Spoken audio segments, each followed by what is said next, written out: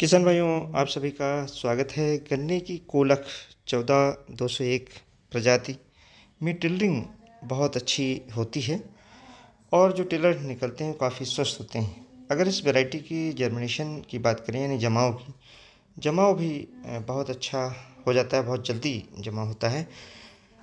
ये वैरायटी थोड़ी पतली दिखाई पड़ती है। अगर दूरी कम कर दी जाए, लाइन से लाइन की दूरी अगर 60 से 70 सेंटीमीटर किसान भाई कर देते हैं तो इसकी जो मोटाई है कम हो जाती है। लेकिन अगर इसको ट्रेंच विधि से 4 फीट की दूरी पर कम से कम सही समय पर लगाया जाए और जो पोषक तत्वों की सही मात्रा प्रयोग की जाए तो बहुत अच्छा उत्पादन इस वैरायटी का लिया जा सकता है।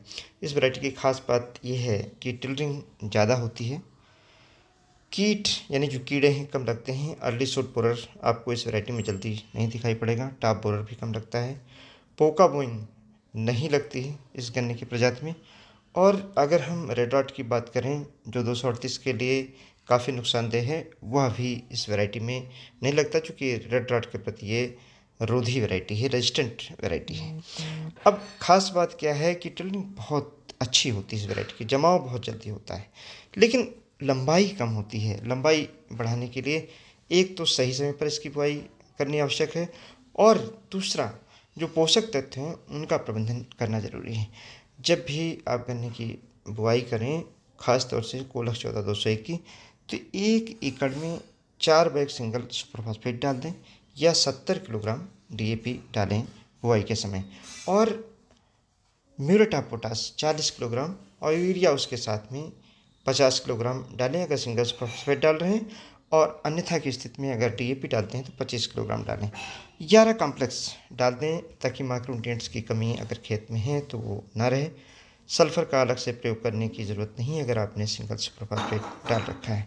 सागरिका अगर डाल देते हैं 25 किलोग्राम प्रति एकड़ की दर से बुआई के समय, तो एक तरीके से ग्रोथ स्टार्टर इस वैरायटी को मिल जाते हैं, जिससे बहुत तेज़ी से बढ़ती है। किसानों के खेत में देखा गया, कुछ किसान ऐसे हैं जिनके खेतों में इसकी लंबाई बहुत अच्छी है 17 फीट तक, और कुछ किसान ऐसे हैं जिनके खेत में केवल 8-9 फीट केवल लंबाई रहती।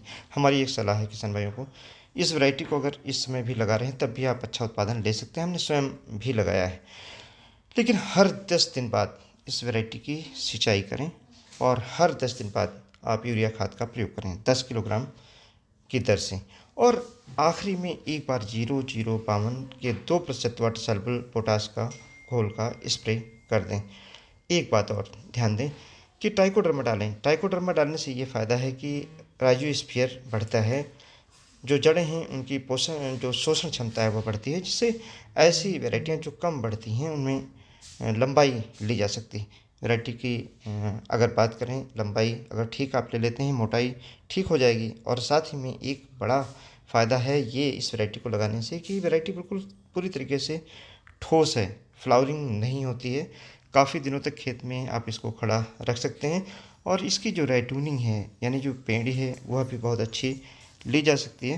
तो ये वैरायटी कम लागत में अच्छा गन्ने का उत्पादन दे सकती है, बशर्ते कि इस गन्ने की वैरायटी में समय समय पर जो खाद की संस्तुत मात्रा है उसका प्रयोग किया जाए और सिंचाई